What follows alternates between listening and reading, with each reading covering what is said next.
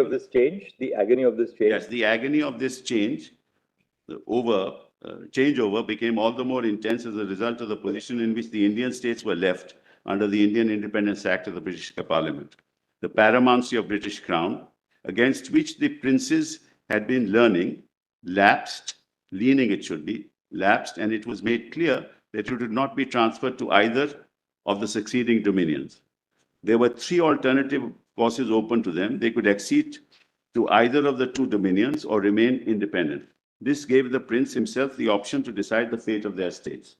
Following the announcement of Mountbatten Plan on June 3, some of the Indian states acceded to Pakistan and some to India by means of instruments of accession executed through their princes.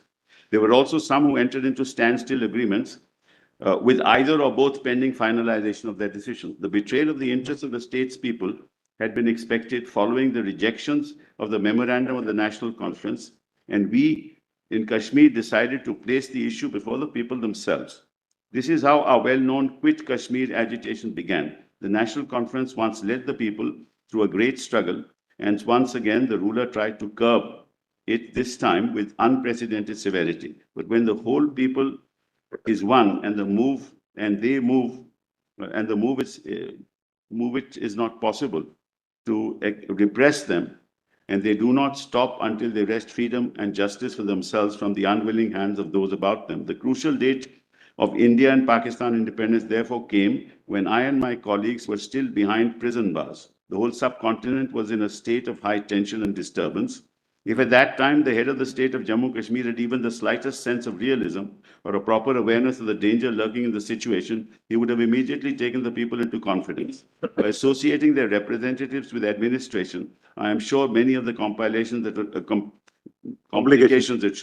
that arose later could have been avoided. Instead of that, the Maharaja government entered into a standstill agreement with Pakistan, and this was accepted without question by that dominion. Now, the next is important. A similar arrangement was suggested to India also, but it is noteworthy that the government of India insisted that it could not consider any agreement entered into by the government of the state valid until it had approval of the people's representatives. While the leaders consistently refused to recognize the vital issue of accession without first securing the approval of his people, the Muslim League and Pakistan government supported the claims of the rulers to speak for their state. The late Mr. Jinnah took the position that after lapse of paramountcy, the princes were completely independent and that they could themselves determine what relations they should have with the two dominions. Throughout the struggles that the people of Kashmir waged against autocracy, we should never forget that the Muslim League leadership had completely dissociated itself from them, and that during the upsurge in 1946, their local party organs had assisted the administration to suppress the movement. At this crucial time, when Pakistan was under the cover of secrecy, perfecting its own plans, and the Dawn, the Muslim League official organ in Karachi, was appearing to the Maharaja to accede to Pakistan on the grounds that he would have great freedom there in India. It was at this stage, taking advantage of the isolation of the Kashmiris from the rest of the world, that Pakistan imposed an economic blockade upon us with a view to starving us to submission. Attempts were made even to excite communal hatred, to disrupt our peaceful civic life. Even in the face of such provocations, the National Conference, I'm proud to say, took an objective and democratic stand. Instead, immediately on my release from imprisonment, I clarified the issue of a mass meeting in Srinagar. The first and fundamental issue before us was the establishment of a popular government. Our objective might be summarized: freedom first, then alone could free people decide the future association through accession. I also made it clear that the National Conference would consider this issue without prejudice to political friends. So leave that around, Mullahs. Then Mullahs, kindly come to the paragraph. The overwhelming pressure of this invasion brought about a total collapse of the armed forces of the state, as well as its administrative machinery, leaving the completely defenseless people at the mercy of invaders. It was not an ordinary type of invasion, inasmuch as no canons of warfare were observed. The tribesmen who attacked the state in thousands killed, burned, looted, and destroyed whatever came in their way. And in this savagery, no section of the people could escape. Even the nuns and nurses of the Catholic missions were killed or brutally maltreated. As these raiders advanced towards Srinagar, the last vestige of authority, which lay in the person of the Maharaja, suddenly disappeared from the capital.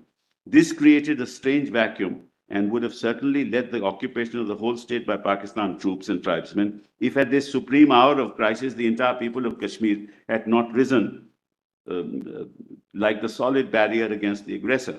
They halted this onrush, but could not stop it entirely, as the defenders had not enough experience training. This is the background on the basis of which the accession took place. Then let us kindly come to this paragraph. When the raiders 1463 were last approaching Srinagar, we could think of only one way to save the state from total annihilation, by asking for help from a friendly neighbor. The representative of the National Conference, therefore, flew to Delhi to seek help from the government of India, but the absence of any constitutionalities between our state of India made it impossible for her to render us any effective assistance in meeting the aggressor. As I said earlier, India had refused to sign a standstill agreement with the state from the ground that he could not accept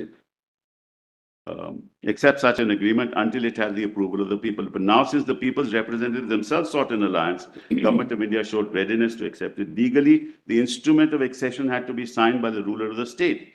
This the Maharaja did. While accepting that accession, the government of India said that she wished that as soon as law and order has been restored in Kashmir and our soil cleared of invader, the question of the state's succession should be settled by reference of the people.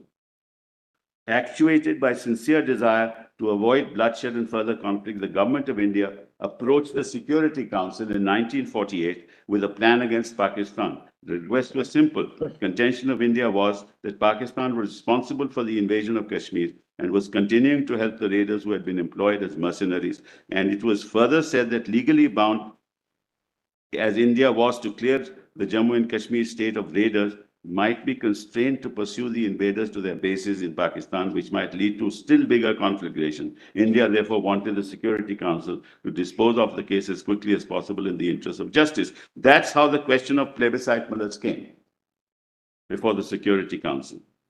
Then Mullas' paragraph, this is the essential background which we must fully take into account. Now I shall indicate some of the considerations which should be kept in view when you, the honorable members of the August Assembly, shoulder the grave responsibility of giving our considered opinion on this issue of accession, which affects not only the present generation of our people, but generations yet to come. Well, as now